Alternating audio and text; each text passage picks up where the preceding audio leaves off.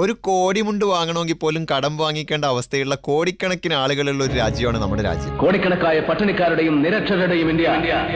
ആ രാജ്യത്തു നിന്നാണ് ബിജു രമേശ് പറയുന്നത് ഇന്നയാൾക്ക് 2 കോടി കൊടുത്തു, മറ്റേയാൾക്ക് 4 കോടി കൊടുത്തു, വേറെയാൾക്ക് 8 കോടി കൊടുത്തു എന്നൊക്കെ. ഇത് ക്ലബ് FM റേഡിയോയിൽ കബഡി കബഡി ഷോ. നമ്മളൊക്കെ കോടി എന്നുള്ളൊരു വാക്ക് കേൾക്കണമെങ്കിൽ ഒന്നുകിൽ ഓണം വരണം, അല്ലെങ്കിൽ ഇതുപോലെ ആരെങ്കിലും കോഴ വാങ്ങിയതും കൊടുത്തതും വാർത്തയാവണം. 2 കോടി ആവശ്യപ്പെട്ട മന്ത്രിക്ക് 40 ലക്ഷം കൊടുത്തു എന്ന് സരിത.